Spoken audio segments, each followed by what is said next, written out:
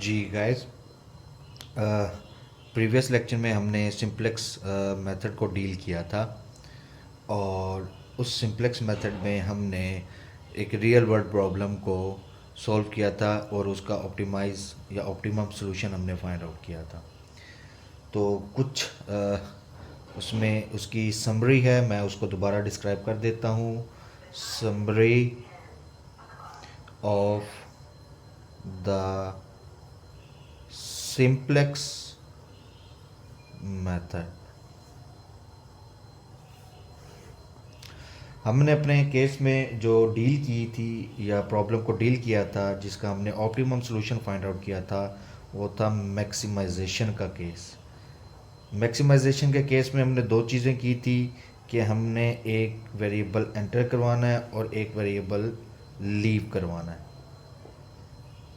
तो entering variable का क्या क्राइटेरिया था in the case of maximization, के जो मोस्ट नेगेटिव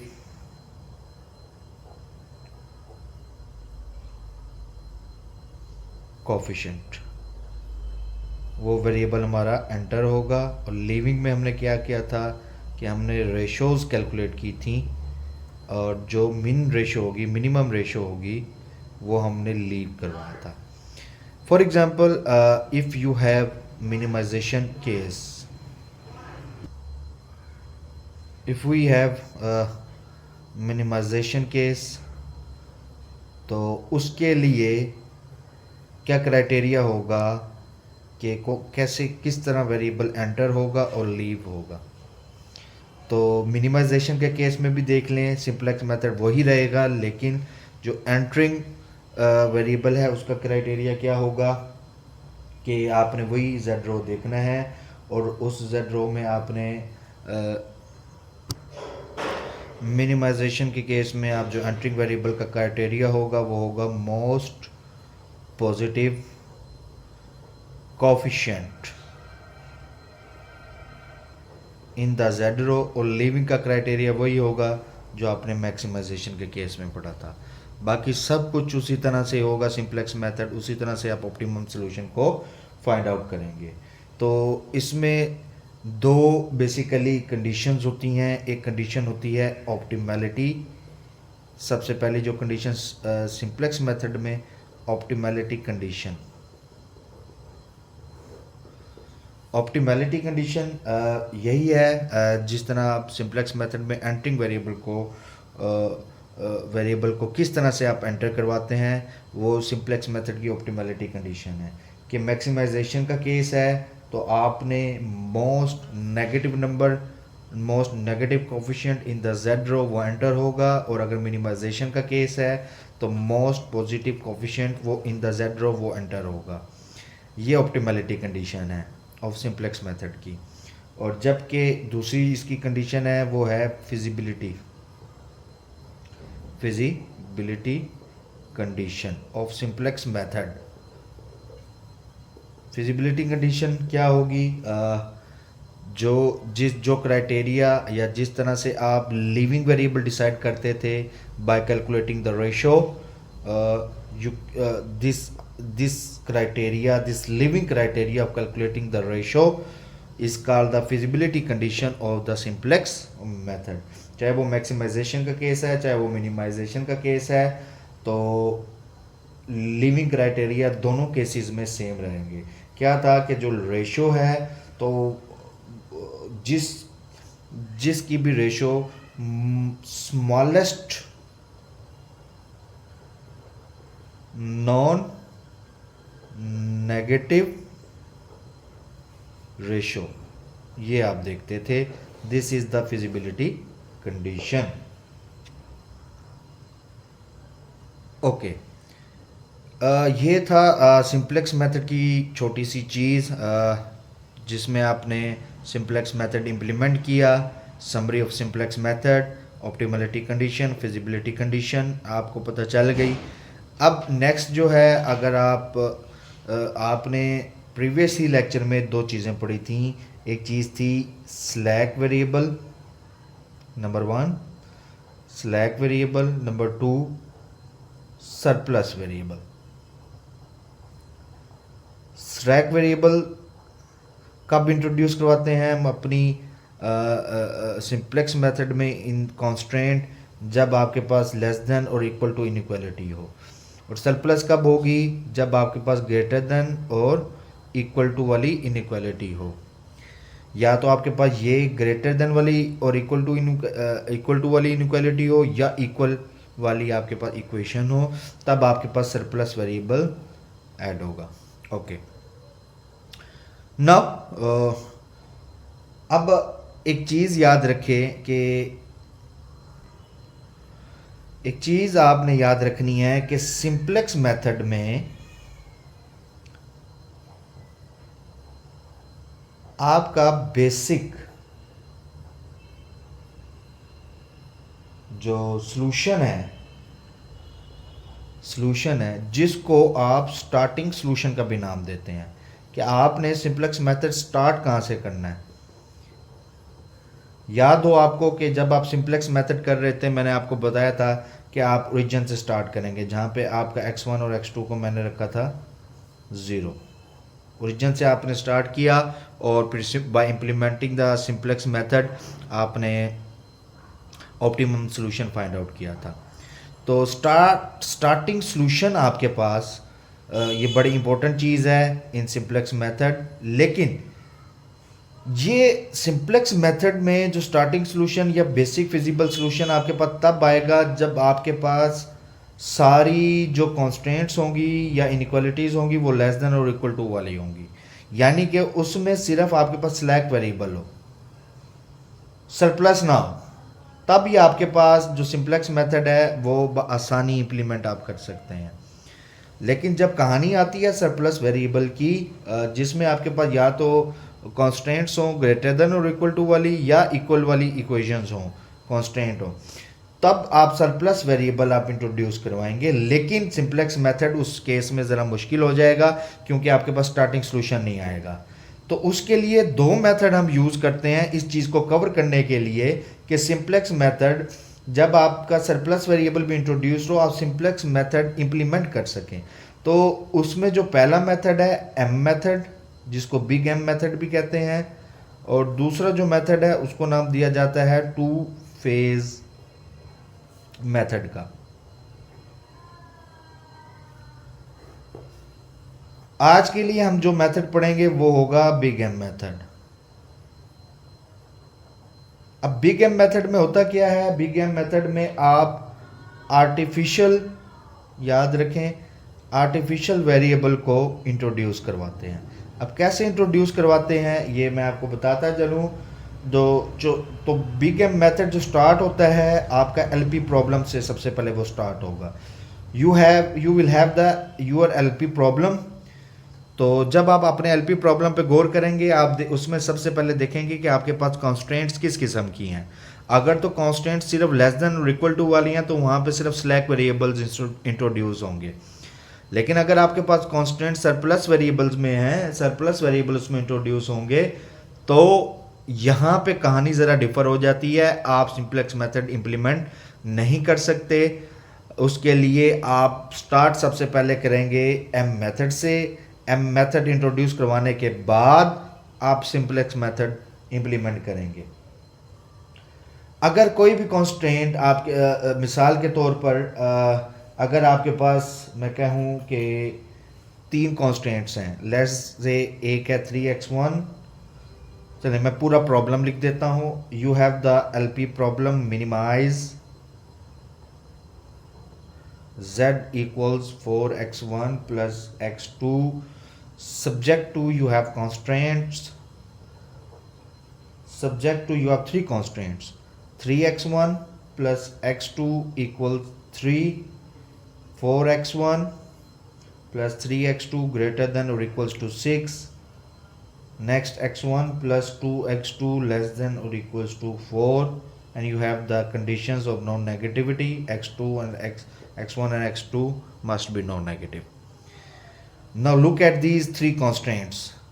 पहली कांस्टेंट है आपकी इक्वेशन में, दूसरी कांस्टेंट है आपकी ग्रेटर देन और इक्वल टू में, और तीसरी कांस्टेंट है लेस देन और इक्वल टू में। अब ये देखें, जो आपकी ये जो तीसरी कांस्टेंट है इसमें आप जब इसको इक्वालिटी में कन्वर्ट करेंगे तो इसमें आपका जो इंट्रोड्यूस होगा वो होगा स्लैक वेरिएबल। ओके, जो ये वाली कांस्टेंट है, आप जब इसको इक्वालिटी में ट्रांसफॉर्म करेंगे तो इसमें इंट्रोड्यूस होगा सरप्लस वेरिएबल, जबकि पहली कांस्टेंट ऑलरेडी ही इक्वालिटी में है। अब यहाँ पे चीज़ गड़बड़ हो जाती है, तो क्या करेंगे? इस चीज़ को रिमूव करने के लिए, सिंप्लेक्स मेथड को आसानी इस प्रॉब्लम पे इम्प्लीमेंट करने के लिए हम यूज़ करेंगे एम मेथड, जिसमें आर्टिफिशियल वेरिएबल्स यूज़ होते हैं। अब आर्टिफिशियल वेरिएबल्स यूज़ कैसे होंगे ये भी मैं आपको बताता चलूँ कि आपने देखना है, ये है अपनी प्रॉब्लम में, अपने प्रॉब्लम्स की कॉन्स्टेंट्स में, कि आपके पास किस किस इनक्वालिटी में सिलेक्ट वेरिएबल नहीं आ रहे। जिस कांस्टेंट में आपके पास सिलेक्ट वेरिएबल आ रहे हैं, आपने उस कांस्टेंट को कंसीडर अभी नहीं करना। जो बाकी बच जाएं जिसमें सिलेक्ट वेरिएबल आप इंट्रोड्यूस नहीं हो रहे या सरप्लस वेरिएबल इंट्रोड्यूस हो रहे हैं, आपने सिर्फ उसी कांस्टेंट को कंसीडर करना है। तो जो जो कांस्टेंट जिसमें सिलेक्ट वेरिएबल इंट्रोड्यूस नहीं हो रहे, आपने उसमें आर्टिफिशियल वेरिएबल इंट्रोड्यूस करवाना है।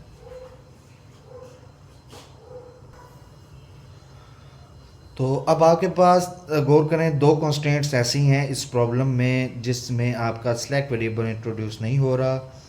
तो पहली कॉन्स्टेंट में पहला आर्टिफिशियल वेरिएबल, दूसरी कॉन्स्टेंट में दूसरा। आप आर्टिफिशियल वेरिएबल्स को आर आई से डिनोट करते हैं कि पहली कॉन्स्टेंट के लिए इंट्रोड्यूस होगा R1 और दूसरी के लिए इंट्रोड्यूस्ड होगा R2। तो सिमिलरली जब आप आर्टिफिशियल वेरिएबल्स अपनी कॉन्स्टेंट्स में इंट्रोड्यूस करवाते हैं, उसी तरह आपके ऑब्जेक्टिव फंक्शन में भी आर्टिफिशियल वेरिएबल इंट्रोड्यूस हो जाते हैं। तो आप गौर करें, आपके जो आर्टिफिशियल वेरिएबल है, जो R1 R2 आपने इंट्रोड्यूस करवाए हैं अपनी कॉन्स्टेंट्स में और अपने ऑब्जेक्टिव फंक्शन में, वो आपके ओरिजिनल प्रॉब्लम्स का हिस्सा नहीं है। तो आप क्या करते हैं, आप यूजिंग द एम मेथड आप इन आर्टिफिशियल वेरिएबल्स को पेनलाइज करते हैं। पेनलाइज करने का क्या मतलब होगा कि आपको ऐसा तरीक़ाकार या ऐसा प्रोसीजर इम्प्लीमेंट करते हैं जिससे ये आपके आर्टिफिशियल वेरिएबल जो हैं, आर्टिफिशियल वेरिएबल आपके 10 to 0 हो जाएं, यानी कि ये 0 के बराबर आप कर दें। उसके बाद फिर आप सिंप्लेक्स मेथड इम्प्लीमेंट करते हैं।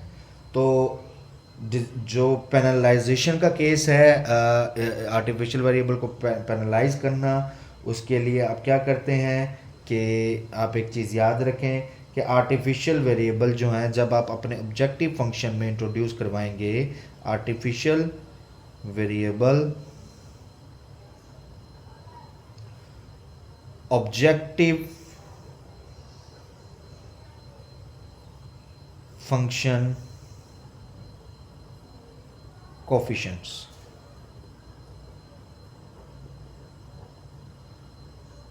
कि आप जब आर्टिफिशियल वेरिएबल ऑब्जेक्टिव फंक्शन में इंट्रोड्यूस करवाएंगे, उसके कोफिशिएंट्स क्या होंगे?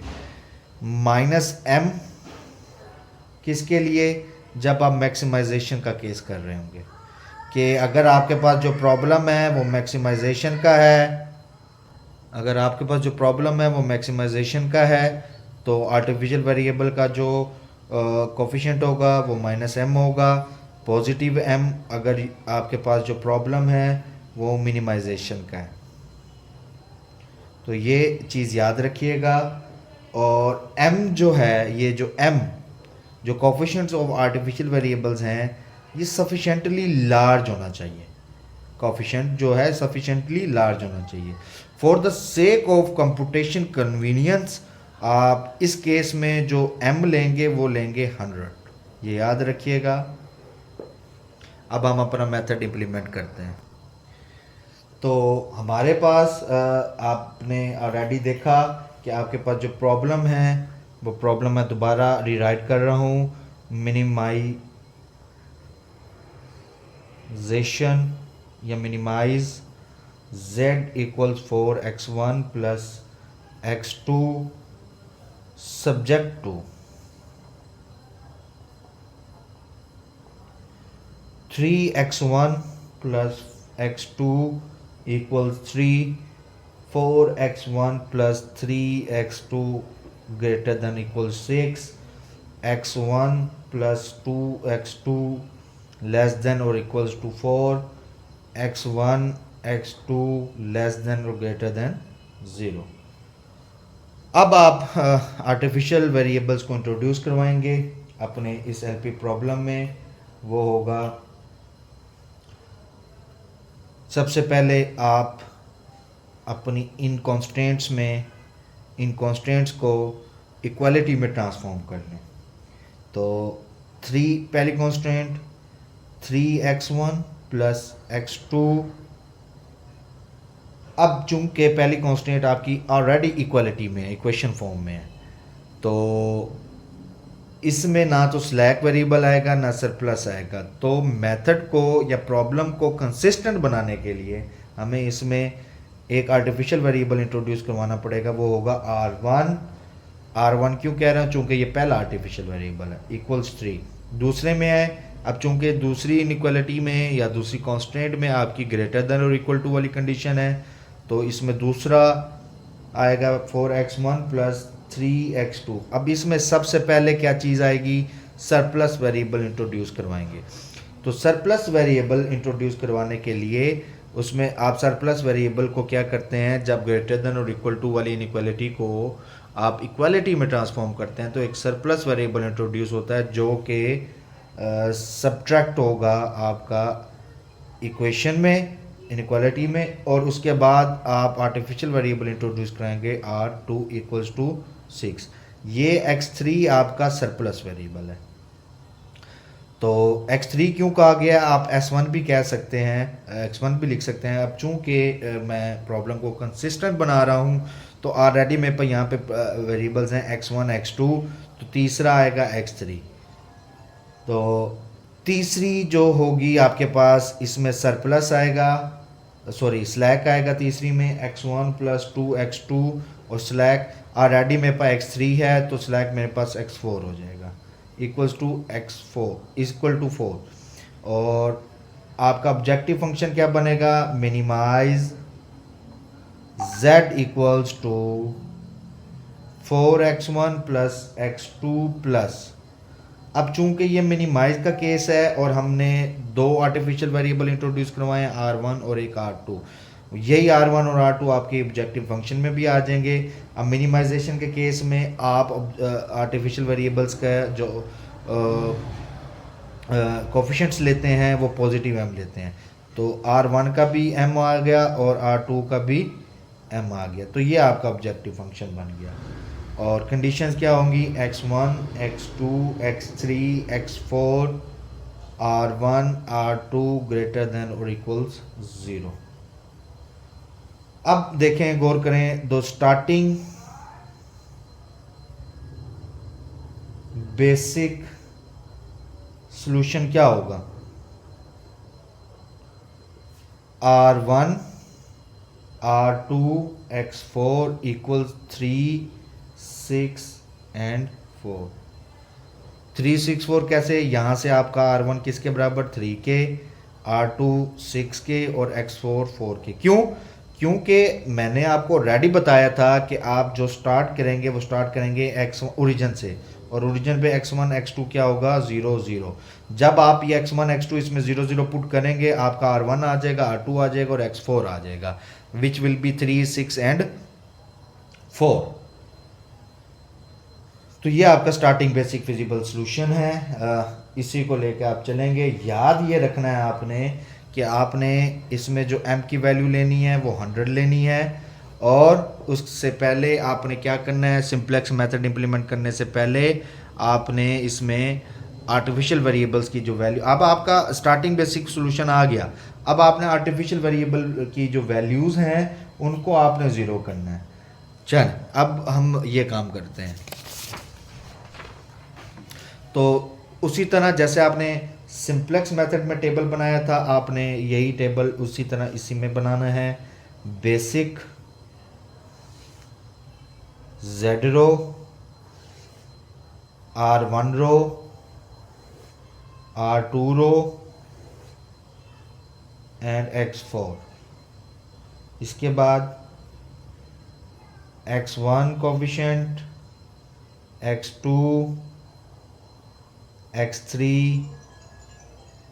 x4। चलें पहले x3 हो गया, उसके बाद आपके पास सॉरी R1 आएगा, R2 आएगा, फिर x4 आएगा, फिर आपके पास आएगा जी सॉल्यूशन। इस तरह आपने टेबल बनाना है ना।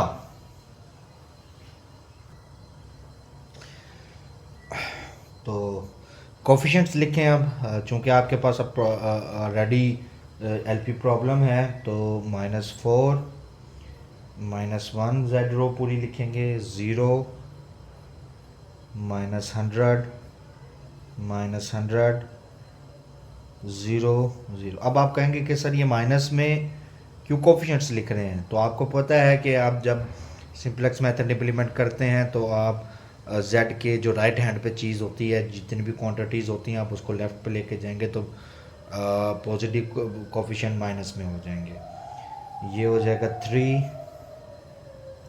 1 0 1 0 0 3 4 3 -1 0 1 0 6 1 2 0 0 0 1 4।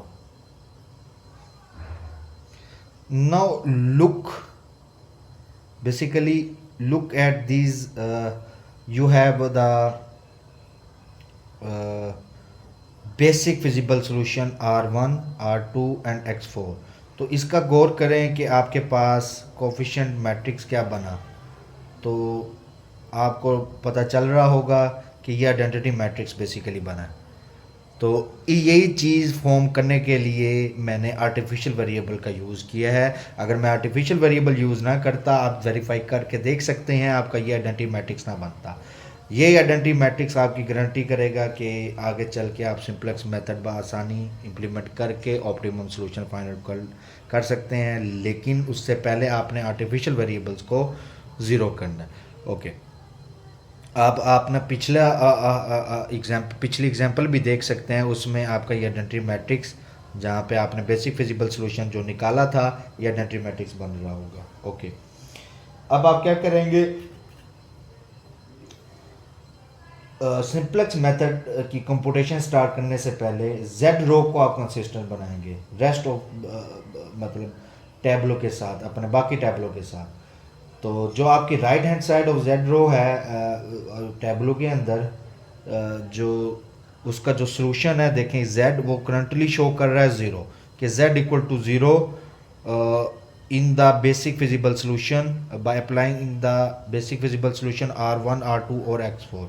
अब मैं आपको इसका तो करके दे सकता हूँ, z equals to 4x1 plus x2 plus mr1, अब 100 है, 100 R1 प्लस 100 R2, और आपने जो बेसिक फिजिबल सोल्यूशन निकाला वो R1 R2 एंड x4 वो है आपके पास 364। मतलब कि जब आप ये 364 R1 R2 x4 की वैल्यू इसमें पुट करेंगे z में, तो z आपका 0 होना चाहिए। इसका मतलब ये है टैबलो को देखते हुए।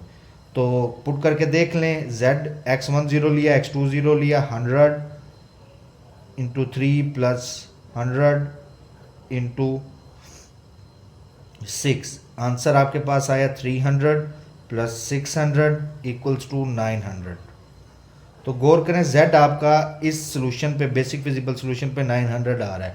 इसका मतलब क्या हुआ, हमारा टेबल तो शो कर रहा है z 0 है R1 R2 और x4 पे, लेकिन ये हमने वैल्यू पुट करके देखी तो z 900 आ रहा है। तो इसका मतलब क्या हुआ कि जो z रो है वो इनकंसिस्टेंट है। इसको हम सबसे पहले z रो को कंसिस्टेंट बनाएंगे, और कैसे कंसिस्टेंट बनाएंगे उसके लिए जो मेथड है वो मैं आपको बता दूं कि इस इनकंसिस्टेंसी को रिमूव करने के लिए आप क्या करेंगे, न्यू जेड रो बनाएंगे। New Z row equals to old Z row plus ये आप तरीका है या फार्मूला समझ लें 100 cross R one row plus 100 cross R two row. ये न्यू जेड रो यहाँ से जनरेट होगी। तो आप जनरेट करके देख सकते हैं। मैं डायरेक्ट लिख रहा हूँ, दोबारा टैबलो बना रहा हूँ। बेसिक ये फार्मूला आप इम्प्लीमेंट करेंगे। Basic z row r one row r two row and x four row, x one x two x three r one r two x four और सॉल्यूशन। तो न्यू जेड रो जो बनेगी वो बनेगी 6 x1 में उसका coefficient आएगा 6, x2 का कोफिशिएंट आएगा 399। You can calculate. तो मैं डायरेक्ट लिख रहा हूँ चूंकि आप ऑलरेडी आपको इस मेथड का पता है तो इस वजह से मैं डायरेक्ट लिख रहा हूँ। आप कैलकुलेट करके देख सकते हैं, यही कोफिशिएंट्स आएंगे। x3 का कोफिशिएंट आएगा -100। आप चेक करें, r1 का कोफिशिएंट आएगा 0, R2 का जेड रो में कोफिशिएंट आएगा 0, x4 का कोफिशिएंट आएगा 0 और सोल्यूशन आएगा 900। देखें यहाँ पे भी सोल्यूशन क्या आया था 900। अब कंसिस्टेंट बन गया आपका, यहाँ पे भी सोल्यूशन 900 आया था। तो ये इनकंसिस्टेंट क्यों कह रहा था मैं पहले टैबलो की जेड रो, क्योंकि आपका सोल्यूशन यहाँ पे 900 आना चाहिए था जबकि टैबलो में 0 आ रहा है। तो अब आप देखें जब आपने न्यू जेड रो बनाई सोल्यूशन आपके पास 900 आ रहा है, तो अब ये जेड रो आपकी कंसिस्टेंट हो गई है। बाकी टेबल उसी तरह ही 3 1 0 1 0 0 3 4 3 -1 0 1 0 6 1 2 0 0 0 1 एंड 4। अब गौर करें यहाँ पे आपके पास आर्टिफिशियल वेरिएबल्स के जो जेड रो में कोफिशिएंट्स हैं वो क्या आ गए 0 एंड 0। ओके, जो कोफिशिएंट्स हैं।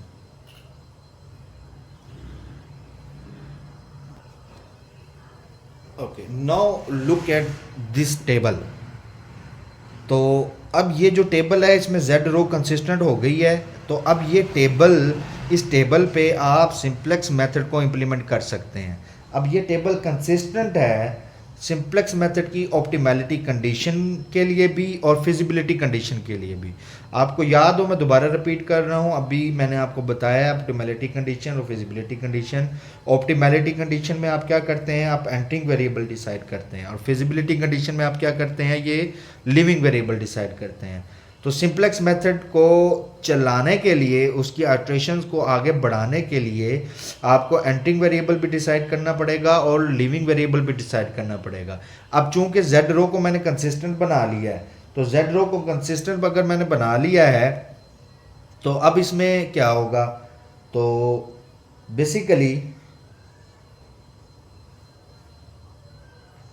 अब आप सिंप्लेक्स मेथड इसमें इम्प्लीमेंट कर सकते हैं। अब मैं बेसिकली आपको पूरा मेथड अब आपको नहीं करवाऊंगा क्योंकि यहाँ तक इस टेबल तक मैंने आपको बताना था। इससे आगे जो मेथड है सिंप्लेक्स मेथड जो आपको प्रीवियस लेक्चर में मैंने आपको बताया था वही इम्प्लीमेंट होगा। अब इसमें गौर करें, आपके पास जो केस था वो मिनिमाइजेशन का केस था, और मिनिमाइजेशन के केस में रिकॉल करवा दूं आपको कि आपका जो ऑप्टिमैलिटी कंडीशन है वो आपने एंटरिंग वेरिएबल कैसे डिसाइड करना है कि most positive coefficient in the Z row.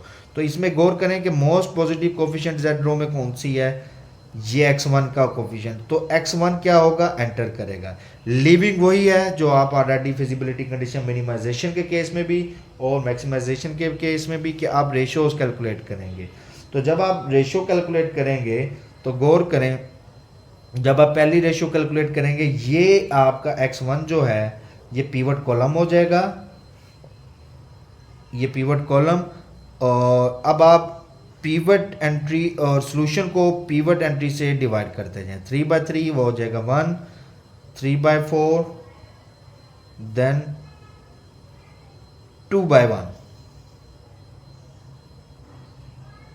Sorry ये 3/3, ये 6/4, 6/4। तो ये हो जाएगा 3/2 और ये हो जाएगा 4/1 इक्वल्स टू 4। तो गौर करें, आपने smallest positive sorry smallest non negative आपने रेशो देखनी है। तो ये 1 है, ये 3/2 है जो आपके पास 1.5 बनती है। तो स्मॉलेस्ट कौन सी है आपके पास, ये 1। तो यानी कि इसका मतलब क्या होगा, R1 आपका लीव कर जाएगा, X1 इधर एंटर हो जाएगा, R1 लीव कर जाएगा। तो अब आपकी सारी रोज अपडेट होंगी, Z भी R1 की जगह X1 आ जाएगा, R2 रो हो जाएगी, X4, ये सारी अपडेट होंगी जो सिंपलेक्स मेथड में आपने किया था। मैं नेक्स्ट टेबल भी आपको बना देता हूँ। तो नेक्स्ट टेबल में क्या होगा, आफ्टर कैलकुलेटिंग और आफ्टर एंटरिंग X1 और आफ्टर लीविंग R1 जो आपका टेबल बनेगा after the updation of the rows, वो बनेगा बेसिक Z रो X1 रो, ये आपकी एंटर हुई, R1 लीव किया, R2 row and X4 row, X1 X2 X3 R1 R2 X4 और ये सॉल्यूशन। तो जो Z रो अपडेट होगी वो होगी 0, कोफिशिएंट जो आएंगे इसमें 167 -100 -232 0 0 204। X1 रो जो बनेगी वो बनेगी 1 1/3 0 1/3 0 0 1। यह बनेगी 0 5/3 -1 -4/3 1 0 2। ये बनेगी 0 5/3 0 -1/3 0 1 एंड 3। ये आपका दूसरा टेबल बन। अब देखें, आप अपनी Z रो में देखें मोस्ट पॉजिटिव कोफिशिएंट अब कौन सा है, वो है आपके पास X2। तो X2 आपका एंटर करेगा, ये आपका पीवट कॉलम बन जाएगा। लीविंग डिसाइड करें तो रेशो डिसाइड करें, ये 1 डिवाइडेड बाय 1/3 मल्टीप्लाई 3 हो जाएगा, यानी कि ये 3। Similarly 2 divided by 5/3 means 2 multiply by 3/5, that will be 6/5, and then 3 divided by 5/3 meaning that 3 multiplied by 3/5, that will be 9/5।